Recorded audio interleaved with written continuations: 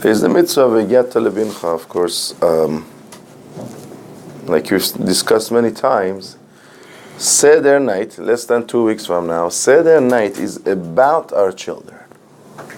Seder night is the most important time in the chinuch of our children. That's how Torah has designed it.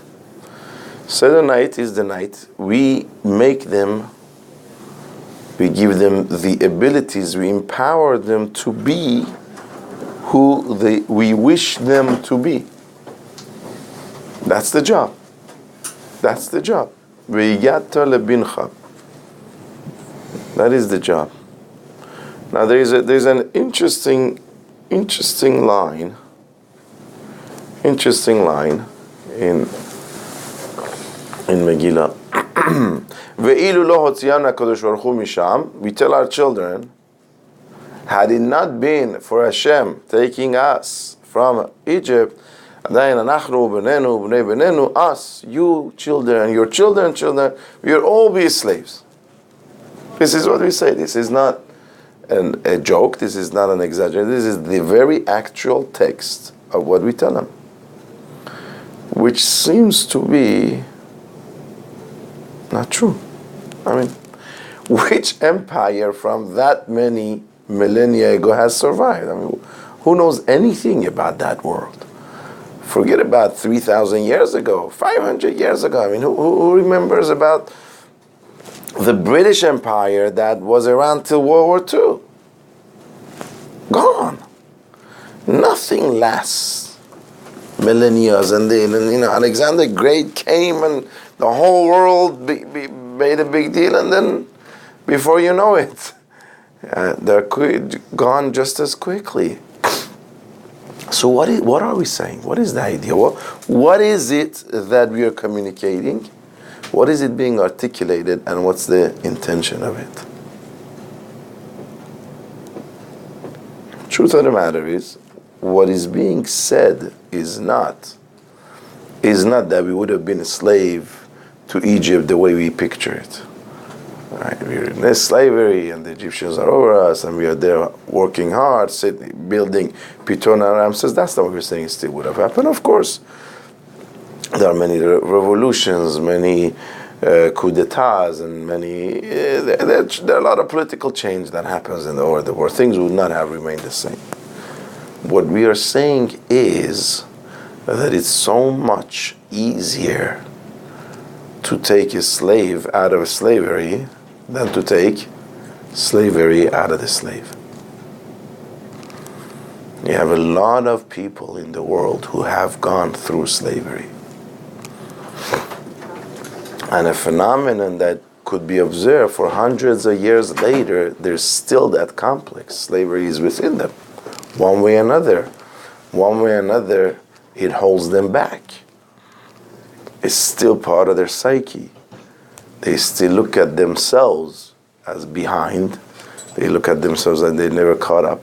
So they're still slave. I mean, it works in many, many different ways. They are looked at like, they look at themselves like that. So they don't have expectation of themselves. It just feeds on itself. So that's what we say in that sentence. Part of Yetziat Mitzrayim, and this is, I think, a very, very important theme, very important job of, part of it is Bizruah Netuyah. Hashem brought us out, not just brought us out. Hashem gave us the tools, the ways, the ability to recognize human greatness and achieve it. Bizruah Netuyah, that's what it means. That's what it means. There's an unbelievable Abarbanel. It's amazing, this Abarbanel. Abarbanel says, well, what are we doing with the Manishtana, the 4 questions? I mean, if you're interested in questions, you could literally write 100 questions. Very easily, you could write 100 questions. So, what is the sense behind these 4 questions? Right? And besides, when do we answer the poor kid? Why do we dip twice? When do you answer it? Why do we lean? When do you answer it? When do you answer him? The kid asks 4 questions. The whole thing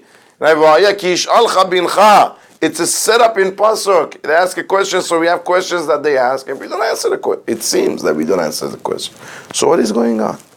So Abarbanel, it's so obvious once you read it, but he revamps the whole thing. He says, that's not the question, that's not what you think.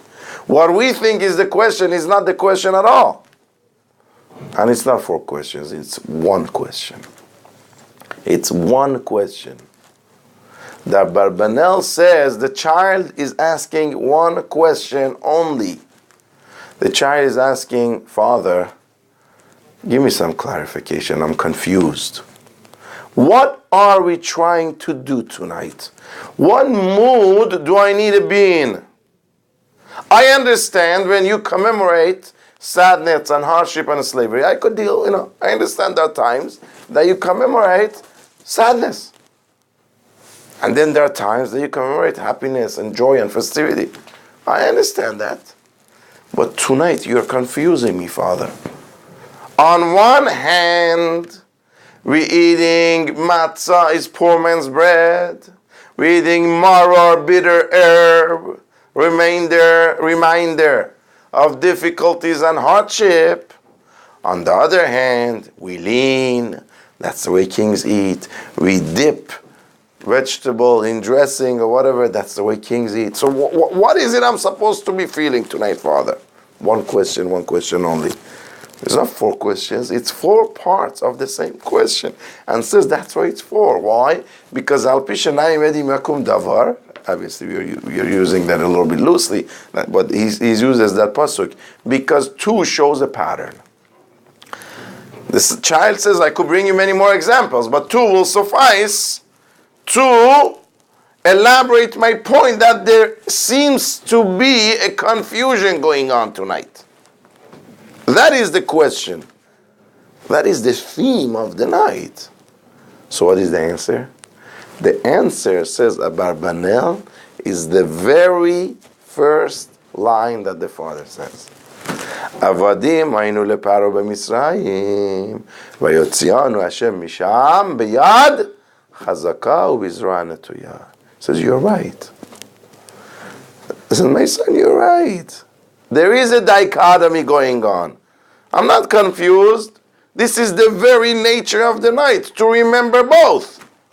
We remember both the slavery and the freedom. Why? Because this very night, the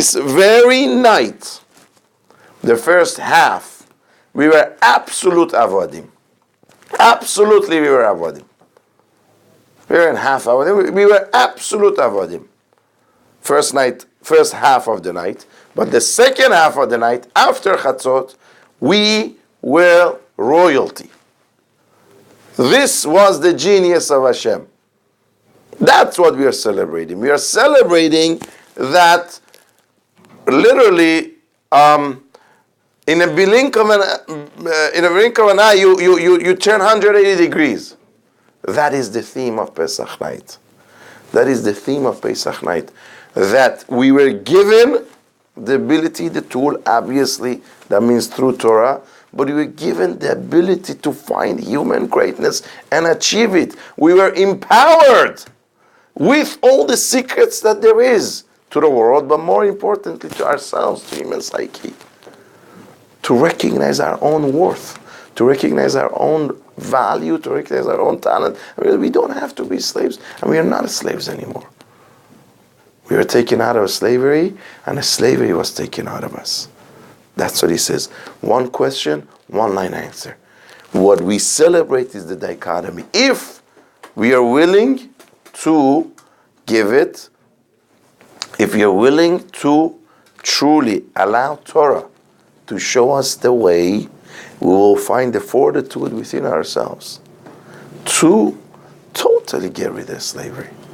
And, right, I want to take it a little bit deeper. Mekubalim say Mitzrayim is from the Lashon Metzarim, boundaries.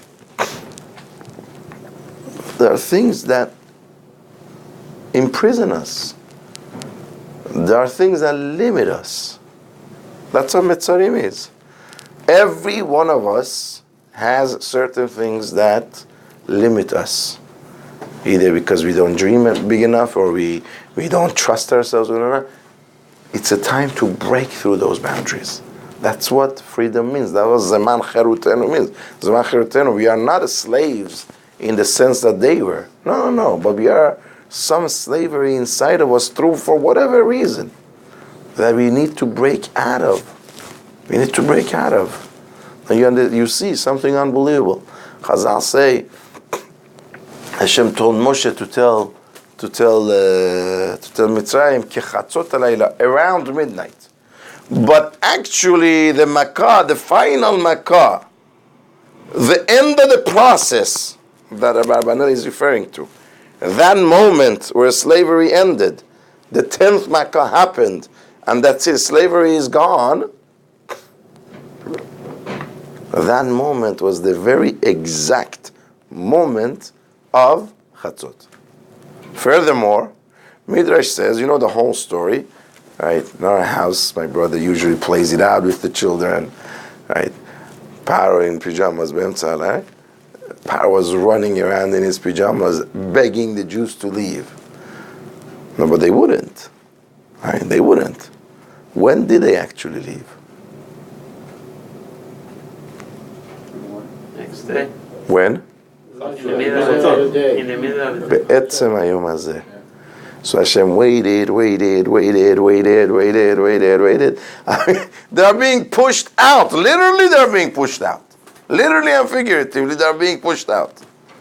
No, you can't go. I mean, we've been waiting 210 years to go. No, they can't go. You can't go. The moment of Chatzot. Okay, now go. Right? It seems this idea of balance that Abarbanel says was a very, very central theme of Pesach. This is what we're talking about. We do not get caught up. You do not let yourself be consumed by whatever it is that could bring us down. It's Zra Natuya. You don't have to. There are certain things that are done in stages. Right? Gemara says that, right? Gemara says certain things are done in stages. Namely, the example Gemara does is Teshuvah. What does David HaMelech says? Right? Shegiot mi avin. Right? Hashem, sometimes I may have done things that I didn't even realize, whatever, so please forgive me. Okay. The next person says, right? Ministarot nageni. Those things that I knew what I was doing, right? But nobody else saw. There was no such a chilul Hashem. Please forgive me. What is the next pasuk? Gam mechet, right? Those things that I had a little bit yetzer hara. Right? Please Hashem. Finally it says, right? Yam mipeshaim chasod avdecha. Even the ones that I did it full-heartedly and I was going against you, Hashem, I'm sorry, forgive me. So you cannot ask all of them at once. The Shua goes in stages. Gemara says you cannot do it. You try to jump to the front of the line, you'll fall. There are things in life that you don't do that. Then Gemara asks, but what about harche picha v'amal le'ehu? That's not me, that's Gemara. Gemara says, Pasuk says, harche picha. Big appetite. Come with big appetite. Don't think small. Dream big. What about that pasuk? There are certain things that works. Betorah. You want knowledge? You want to find a way? Then you could open your mouth wide. Don't think big. Don't think of pennies and nickels. Think big. Think big. So we have to find in life what is it that goes in the stages. What is it that goes? But there are certain things you shoot for the moon. And that was one of it. To recognize our own worth. To truly believe in the greatness of human being. Every human being has a neshama. Neshama is the loftiest creature in the world. Could do anything. It could do anything. We think like that. We get a slavery out of ourselves in the blink of an eye. Chatzot. It's the moment of Chatzot. It's a balance. It's a balance. It's a balance. The first half, absolute slaves, says the Abarbanel. The second night, what? The second half of the night, absolute royalty. That's who we were. That's how we were. That's what Hashem taught us. You sit down by Seder. They had to sit down by Seder the second night after Chatzot. They did the Korban and all that. You sit down, Melachim. And that's what we do. We lean. We dip. We dip. This night celebrates a dichotomy. Why? Because that dichotomy shows us, teaches us, and really demonstrates to us in the best possible way to realize our power. So you're going to tell me our children are not sophisticated enough to ask the question like a Barbanel? So let's us be sophisticated enough to teach them. Doesn't matter how they ask, what they ask. The idea, giving them that self-worth, giving them that, this is who we are. This is who we are. We are kings. No matter what has happened to us, we do not lose our malchut. We are melech. We are melech. We are melech. Right. Menachem Begin, I've said this before, so in his very last speech in the Knesset, a very powerful speech, but he said, his father was the head of the community in Brisk, Lithuania. So he said in Eastern Europe, where they lived, he said Jews were limited so much. No, what we call good job was available to them. Menial jobs. I mean, you know how many chimney sweeps were Jews? There was a shul in the city of Lita that was dedicated to chimney sweeps. Well, chimney sweeps. That's what they did. Just tell you parenthetically. And they had shiurim there, and they had daf yomi there. Who gave the daf yomi? A chimney sweep himself, a Talmid Chacham chimney sweep. The worst, dirtiest, most menial jobs, Jews could only get it. I mean, this anti-Semitism in Eastern Europe, I don't have to tell you.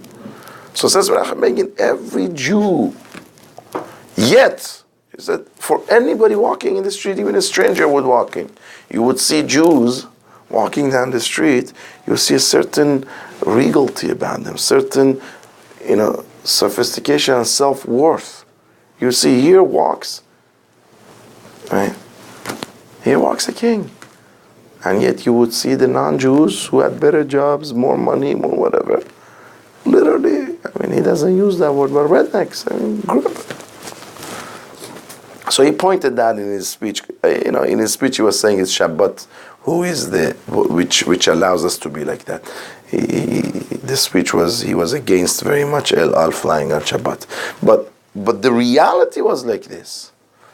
There is an account of a British general in the beginning of last century, in the beginning of 20th century, 1918 I think or something like that went to Yerushalayim. And he writes what he saw. He says the poverty is unbelievable. People have no food. These Jews that live in Yerushalayim, anybody that lived in Yerushalayim at that time, they lived because of the holiness of Yerushalayim. Food was scarce. He said, none of them have new clothing. Yet, each and every one, it says young and old men, little children, the way they walk, the way they handle themselves. He writes this word, are like kings. It says, their clothing are not new, but you don't find a speck of this dust on any of them. The way, the self-respect they have for themselves and for each other. You feel you're walking in a city of kings. He writes that. A British, non-Jewish general. I should bring really the letter. But where does that come from? It starts on Pesach night. That was the message Hashem gave to Moshe to give it to them. That was the message of Korban Pesach and all that. And this is, to the best of our ability, our job on Pesach night. והגעת לבנך ביום ההוא לאמור. This is a very, I think, central part of what it is that we teach him that night. חג שמח.